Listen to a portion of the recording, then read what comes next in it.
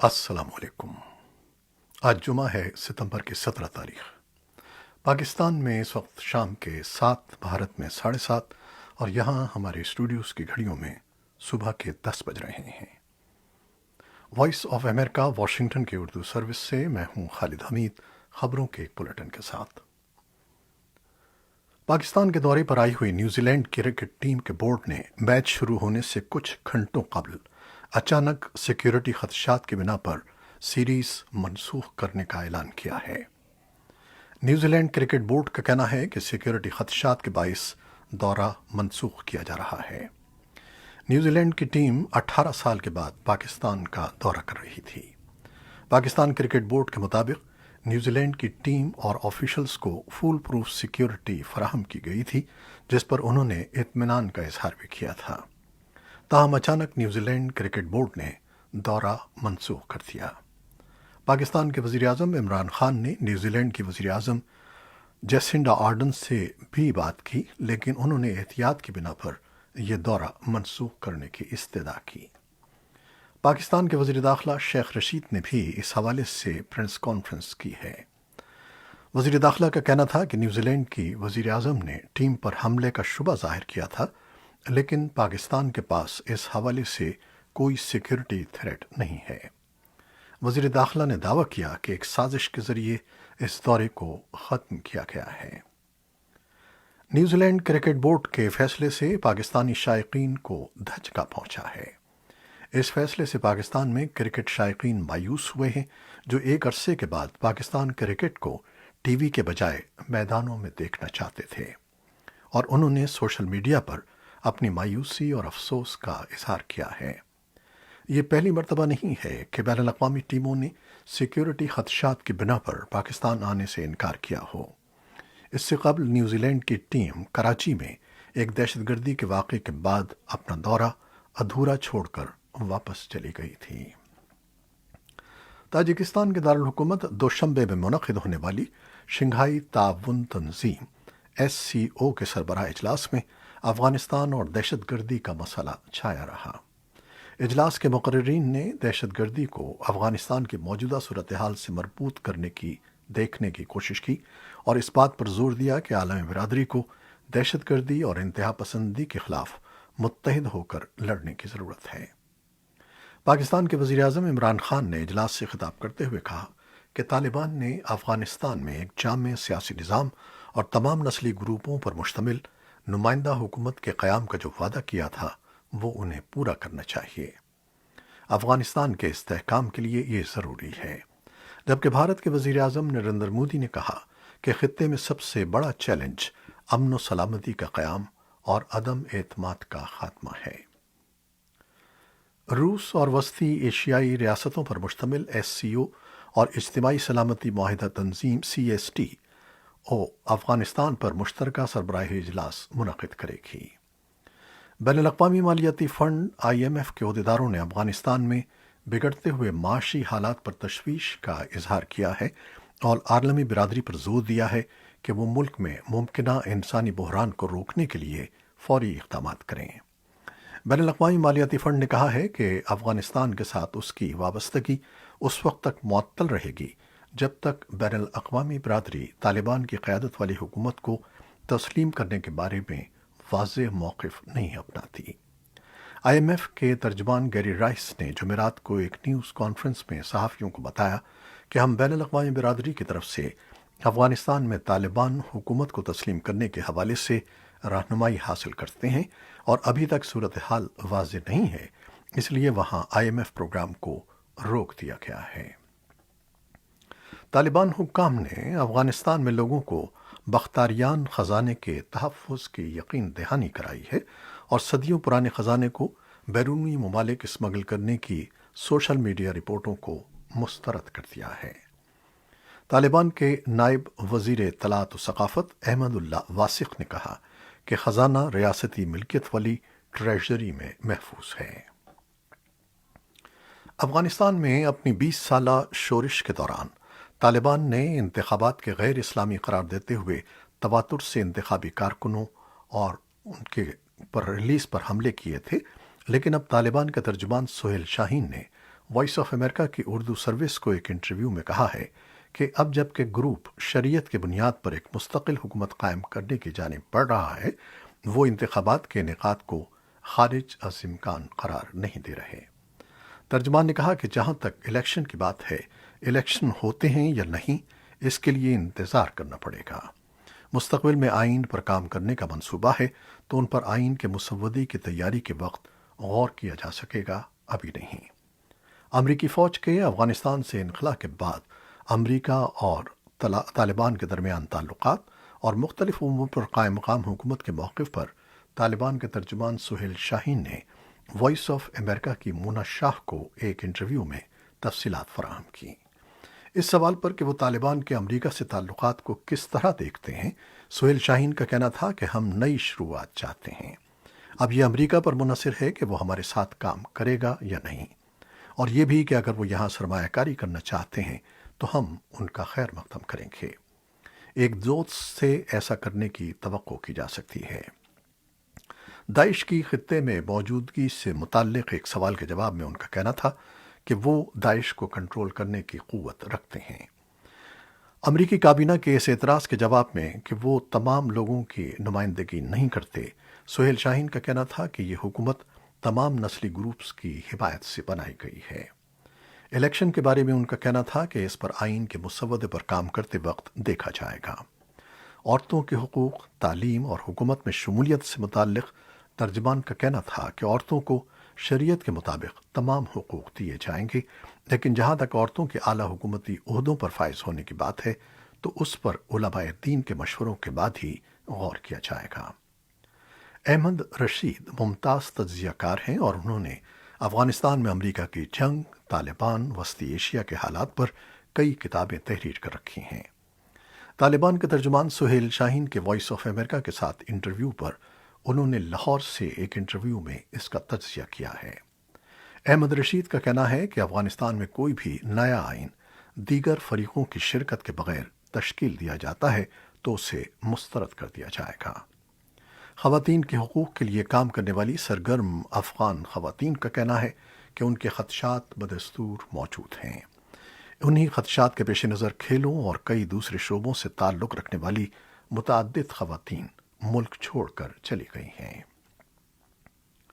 بھارت کے زیر انتظام کشمیر کی حکومت نے اپنے تقریباً 5 لاکھ ملازمین کو متنبہ کیا ہے کہ کسی بھی ملک یعنی بھارت دشمن یا پرتشدد سرگرمی میں ان کی بالواسطہ یا بلا واسطہ شمولیت یا اس میں معاونت ان کی برطرفی کا موجب بن سکتی ہے۔ اس سلسلے میں جمعرات کو تمام سرکاری محکموں کے سربراہان کے نام جنرل ایڈمنسٹریشن ڈپارٹمنٹ کی طرف سے جاری کیے گئے ایک حکم نامے میں کہا گیا ہے کہ ملازمین کے کردار اور ذاتی حالات کے بارے میں متواتر کی جانے والی تحقیقات کے دوران یہ پتہ لگایا جائے گا کہ وہ تخریب کاری، جاسوسی، ملک سے غداری اور دہشت گردی جیسے سنگین جرائم یا کسی اور غیر آئینی کام میں ملوث تو نہیں ہیں۔ حکم نامے کے مطابق اب سرکاری ملازمین کی ایسے افراد کے ساتھ وابستگی یا ہمدردی بھی جو اس طرح کی کارروائیاں کرنے کے ارادہ رکھتے ہوں ان کے لیے بھاری پڑ سکتی ہے۔ 1997 کے جموں و کشمیر سول سروسز رولز میں وقتاً فوقتاً کی جانے والی ترمیمات کی اساس پر جاری کیے گئے تازہ حکم نامے کے تحت ملازمین کی متواتر چھان بین کے لیے جو نئے لیکن مبہم پیمانے مقرر کیے گئے ہیں وہ ایک وسیع حلقے میں ہیجان پیدا کرنے کا باعث بن گئے ہیں، جبکہ حزب اختلاف کی جماعتوں نے اسے حکومت کی طرف سے اٹھایا گیا ایک من مانا قدم قرار دیا ہے جو ان کے بقول سرکاری ملازمین میں عدم تحفظ پیدا کر کے ان کے کام کاج پر منفی اثر ڈال سکتا ہے۔ چین اور فرانس نے امریکہ، برطانیہ کی جانب سے آسٹریلیا کو جوہری طاقت سے لیس آبدوزوں کی تیاری میں مدد کے معاہدے پر برہمی کا اظہار کیا ہے، جس کے بعد وائٹ ہاؤس جمعرات کو کشیدگی کم کرنے کی کوشش کرتا دکھائی دیا۔ آکس آسٹریلیا، یو ایس سے موسوم سیکیورٹی شراکت داری کے اس نئے معاہدے میں آسٹریلیا، برطانیہ اور امریکہ شامل ہیں۔ اگرچہ مذکورہ تینوں ممالک نے یہ نہیں کہا کہ اس معاہدے کا مقصد چین کے اثر و رسوخ کا مقابلہ کرنا ہے، لیکن تجزیہ کار اس اقدام کو عسکری میدان اور ٹیکنالوجی کے شعبوں میں چین کی بڑھتی ہوئی قوت کے مقابلے کے طور پر دیکھتے ہیں۔ وائٹ ہاؤس نے جمعرات کو کہا کہ ایک روز قبل جس شراکت داری کا اعلان کیا گیا تھا وہ کسی ایک ملک سے متعلق نہیں ہے۔ اس معاہدے کے بعد فرانس کے وزیر دفاع یودگیان نے France info radio network کے ساتھ گفتگو کرتے ہوئے آسٹریلیا اور امریکہ پر تنقید کی۔ فرانسیسی وزیر دفاع نے امریکہ کے صدر جو بائیڈن پر بھی تنقید کی اور انہیں منفی انداز میں اپنے پیش رو صدر ڈونلڈ ٹرمپ کی طرح قرار دیا۔ فرانسیسی حکومت نے جمعرات کو واشنگٹن میں منعقدہ اس تقریب کو بھی احتجاجاً منسوخ کر دیا جسے وہ امریکہ کے ساتھ مل کر منا رہی تھی۔ دوسری جانب وائٹ ہاؤس کے ترجمان جین ساکی نے کہا ہے کہ امریکہ اب بھی فرانس کو اپنا اہم اتحادی سمجھتا ہے۔ انہوں نے کہا کہ ہم عالمی برادری کو درپیش متعدد مسائل کے حل میں فرانس کے ساتھ اپنے تعلقات اور اپنی شراکت داری کو اہمیت دیتے ہیں۔ چین نے بھی برہمی کے ساتھ اس پیش رفت پر اپنا رد عمل دیا ہے۔ چینی وزارت خارجہ کے ترجمان ژاؤ لیجیان نے جمعرات کو بیجنگ میں پریس کانفرنس کے دوران خبردار کیا کہ مذکورہ معاہدہ علاقائی سلامتی اور امن کو گمبھیر نقصان پہنچا سکتا ہے۔ انہوں نے تینوں ملکوں آسٹریلیا، برطانیہ اور امریکہ پر الزام لگایا کہ وہ انتہائی غیر ذمہ دارانہ رویے کے مرتکب ہو رہے ہیں۔ چین کے بیان کے رد عمل میں وائٹ ہاؤس کی ترجمان جین ساکی نے کہا کہ ان کا ملک پیپلز ریپبلک آف چائنا کے ساتھ سخت تقابل کا خیر مقدم کرتا ہے۔ ہم کوئی تنازع نہیں دیکھ رہے۔ صدر بائیڈن نے چند روز قبل ہی صدر ژی سے گفتگو کی ہے اور بلا شبہ ہم رہنماؤں کے درمیان اعلیٰ سطح کے مذاکرات اور رابطے برقرار رکھنا چاہتے ہیں۔ صدر جو بائیڈن نے گزشتہ روز ویڈیو لنک پر آسٹریلیا اور برطانیہ کے رہنماؤں کے ساتھ اجلاس میں شرکت کے موقع پر کہا تھا کہ آسٹریلیا کو جوہری طاقت سے لیس آبدوزوں کی ٹیکنالوجی فراہم کرنے کا معاہدہ اہم ہے۔ بائیڈن انتظامیہ کے ایک اہلکار کا کہنا ہے کہ آسٹریلیا کو ایٹمی آبدوزوں کی فراہمی کے لیے آئندہ برس 18 مئی کی ڈیڈ لائن مقرر کی گئی ہے، جس کے دوران تینوں ممالک ان آبدوزوں کی حوالگی کے مراحل پر کام کریں گے۔ اور اب کورونا وائرس سے متعلق خبریں۔ پاکستان میں کورونا وائرس سے اموات کی تعداد 27,000 سے تجاوز کر گئی ہے۔ سرکاری اعداد و شمار کے مطابق ملک بھر میں گزشتہ 24 گھنٹوں میں وبا سے مزید 68 اموات ہوئی ہیں، جبکہ ایک دن قبل 66 اموات ہوئی تھیں۔ وبا سے ملک بھر میں اب تک مجموعی طور پر 27,072 اموات ہو چکی ہیں۔ اعداد و شمار کے مطابق پاکستان میں ایک دن میں سب سے زیادہ اموات رواں برس 27 اپریل کو ریکارڈ کی گئی تھیں، جن کی تعداد 201 تھی۔ وائٹ ہاؤس کے ایک سینئر عہدیدار نے بدھ کے روز کہا ہے کہ امریکہ بین الاقوامی سفر کے لیے ایک نیا نظام تیار کر رہا ہے، جس میں یہ معلومات بھی شامل ہوں گی کہ اس دوران مسافروں کا کس کس سے رابطہ ہوا۔ یہ اقدام ایک ایسے وقت میں کیا جا رہا ہے جب کورونا وائرس کے پھیلاؤ کے باعث ملک میں داخلے کے لیے زیادہ تر ملکوں پر پابندیاں نافذ ہیں۔ وائٹ ہاؤس میں کورونا وائرس پر کنٹرول سے متعلق امور کے کوآرڈینیٹر جیف سینٹس نے U S travel and tourism advisory board کو بتایا کہ انتظامیہ فوری طور پر کسی بھی سفری پابندی میں نرمی کا ارادہ نہیں رکھتی۔ سینٹس نے بدھ کو کہا کہ بین الاقوامی سفر کے لیے نیا نظام زیادہ محفوظ ہے۔ ان کا کہنا تھا کہ ہم امریکہ آنے والے غیر ملکی شہریوں کے لیے ویکسینیشن کی ضرورت پر غور کر رہے ہیں۔ روسیوں نے ملک کے مشرق بعید میں 3 روزہ پارلیمانی انتخابات میں ووٹنگ شروع کر دی ہے، جہاں کریملن پر تنقید کرنے والوں کو انتخاب میں حصہ لینے سے روک دیا گیا ہے اور اپوزیشن پر تاریخ کا بدترین دباؤ ڈالا گیا ہے۔ پارلیمانی انتخابات کی دوڑ پر کریملن کے نقادوں اور آزاد میڈیا پر بے مثال ظلم و جبر کا سایہ ہے، جبکہ صدر پوٹن کے سب سے بڑے حریف الیکسی نوالنی جنوری سے جیل میں بند ہیں اور ان کی تنظیم کالعدم ہے۔ 68 سالہ روسی لیڈر نے اپنے آپ کو تنہا کر لیا ہے، جس سے پہلے کریملن نے ان کے قریبی حلقوں میں اس ہفتے کورونا وائرس کے کیسز کی خبر دی تھی۔ ان کا کہنا تھا کہ درجنوں کے ٹیسٹ پازیٹیو آئے ہیں۔ ادھر جیل سے ایک پیغام میں نوالنی نے روسیوں سے اپیل کی ہے کہ وہ انتخابات سے علیحدہ رہیں اور کریملن نواز امیدواروں کو اقتدار سے ہٹانے کے لیے ووٹ دیں۔ ایک ایسے وقت میں جب لبنان ایندھن اور بجلی کی شدید قلت کے مسئلے پر قابو پانے کی کوشش کر رہا ہے، ایران کی حمایت یافتہ تنظیم حزب اللہ نے امریکی پابندیوں کے خطرے کے باوجود جمعرات کو شام کے راستے ایران سے ڈیزل لانے والے آئل ٹینکروں کا انتظام کر لیا۔ لبنان سے آنے والی خبروں میں کہا گیا ہے کہ حزب اللہ نے لبنان میں ایرانی ایندھن لانا شروع کر دیا ہے اور ایران سے پڑوسی ملک شام سے گزرنے کے بعد جمعرات کی صبح تقریباً 20 ٹینکر وادی بیکا میں داخل ہوئے۔